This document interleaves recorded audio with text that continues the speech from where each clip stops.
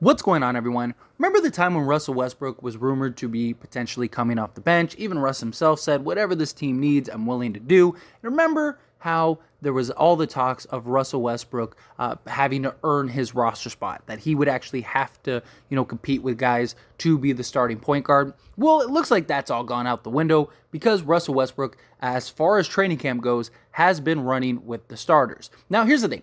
I'm not completely against that, and I don't mind it at all. And I've said from day one, I have the receipts here on this channel. I've said from day one that was just talk. Russell Westbrook is going to be the starter. They're going to play him and start him. But I do think he does spend a lot of time with the bench units. I think ideally they start him with, very likely LeBron, Davis, Patrick Beverley, and although I think the 2 spot could interchange depending on the matchups, things like that. But let's say Patrick Beverley and then Thomas Bryant. That would round out your starting 5. And then beyond that, you have Russ maybe stay in and play the whole first quarter, or he comes out, LeBron. I would imagine they pull LeBron out, and then Russ gets to kind of just run the show, start bringing in your bench unit. Russ gets to run with them. Then, start of the second quarter, LeBron, he takes over, things like that. I think for the most part, outside of starting the game, the first 5 minutes or so, I think Russ will operate without LeBron a majority of the game. Now, I could be wrong, but I do think that will be the most likely scenario. Put Russ with a bunch of the young guys, and you just have them take off and go, and allow Russ to kind of be Russ a little more. Now, when Russ is in the game with LeBron and Anthony Davis, which I do think these 3 are going to play probably somewhere around 15 minutes a game in that vicinity. I think that very likely that is where you'll see Russ doing the changes, so to speak. He'll be setting the screens. He'll be a slasher, a cutter.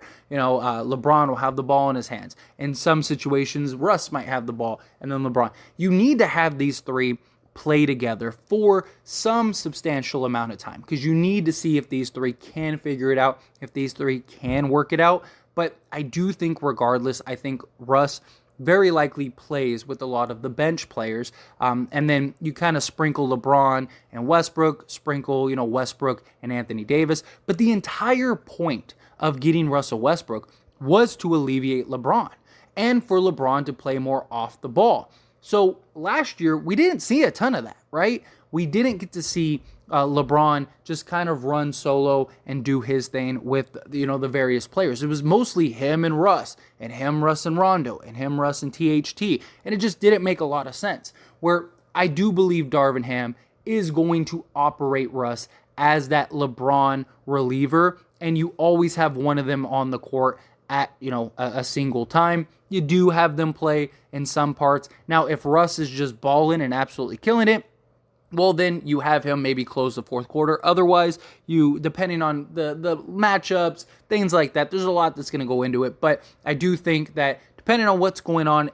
per game in the situation, hey, Russ, come sit down on the bench. Let's close out this game. Let's go get this W. You did great. Or if he's having an off night, hey, man, tonight's not the night. Don't worry about it. You'll get him on the next one. Come sit on the bench. Let's get this W. They go that kind of route. Because whether LeBron plays the game or he, has a night off or whatever, it makes more sense to have one of them on the court individually at a time, right? You run both of them with Davis. You kind of sprinkle Davis in between the 2 of them, kind of let them build chemistry.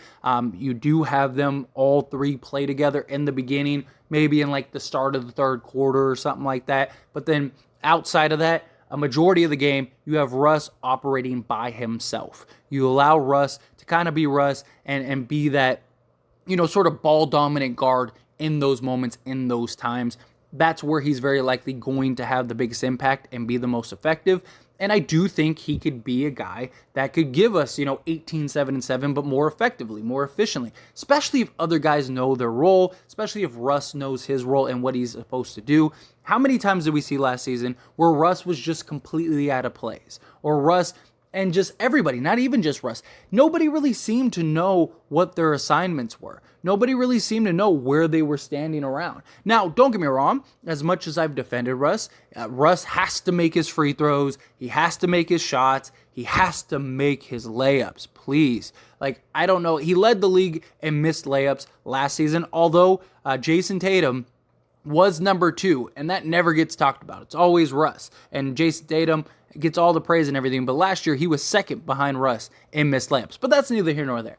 Nonetheless, Russ did have a lot of problems, a lot of faults, turning the ball over, stuff like that. He has to do a better job of protecting the ball. But I do think these three can work and operate. And then to have, LeBron and Westbrook sort of scattered throughout the game, and then obviously games that LeBron isn't in the game, you have Russ to kind of manage that. Also, Darvin Ham has even said, I don't want to play LeBron and Anthony Davis playoff minutes early on in the season. And that's the beauty of having Russ, is he's just the Energizer Bunny. He can just keep going.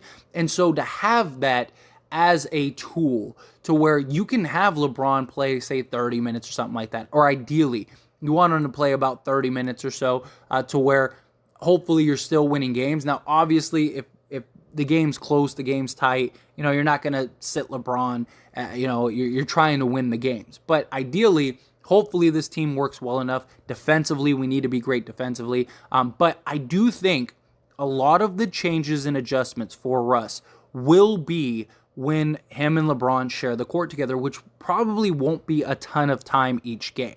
Because I see a lot of people really stuck on just Russell Westbrook. Oh, Russ, he has to change. He has to do this, that, and the other. I do think he will.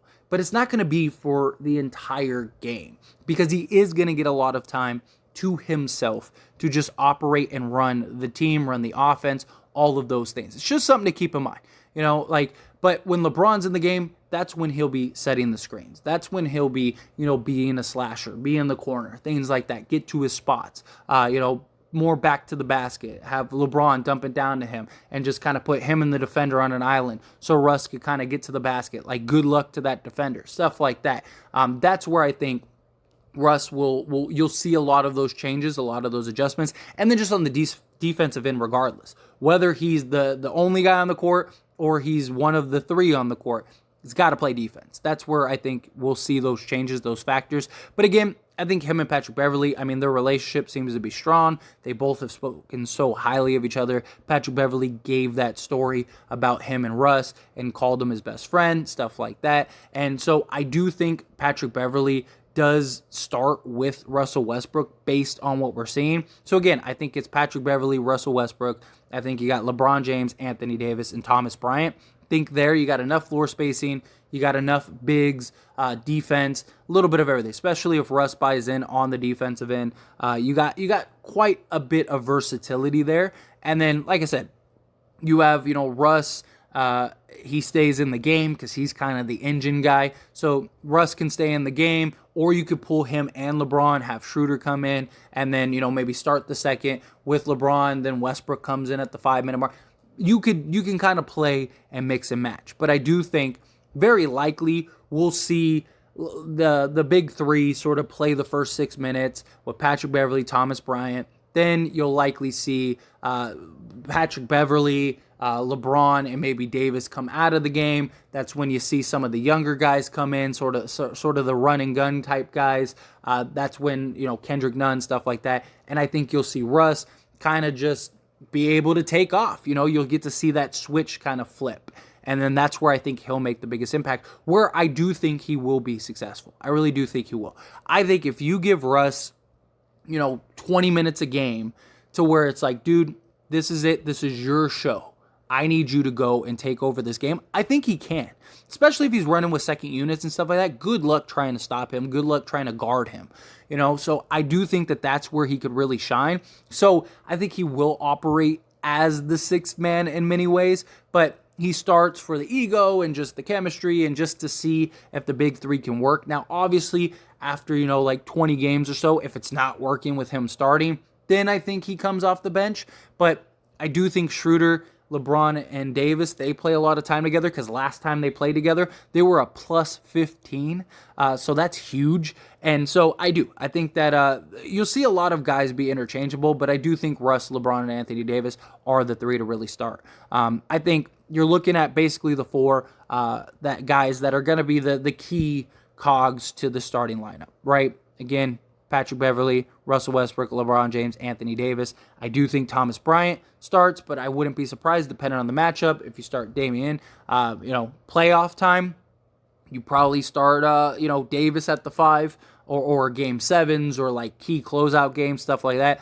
Davis at the 5, Westbrook and Pat at the 1 and 2, and then LeBron at the 3. And then, or maybe you put LeBron at the 4 and have like another wing defender, maybe, whichever 3 and D guy we have that's playing the best at that time. Probably whether it's Walker or Reeves or, Troy Brown or whoever, winning Gabriel, if he's improved the way that the Lakers hope.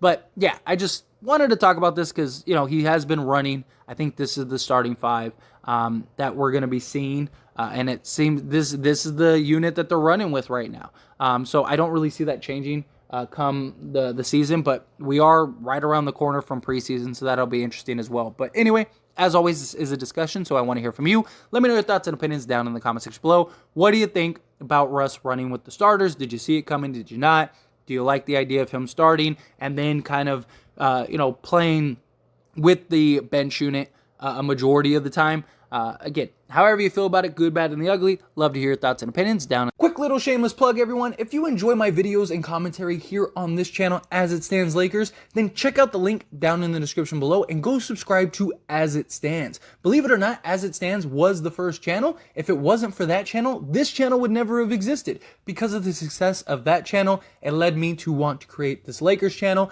So do me a huge solid. If you're not subscribed over there, go check that out. Go subscribe over there. I talk all things sports, all teams, things like that, not just the Lakers. So if you just enjoy my commentary and want to hear me talk about other things, or you just, are a fan of other sports and other teams, go check that out. I promise you will not be disappointed.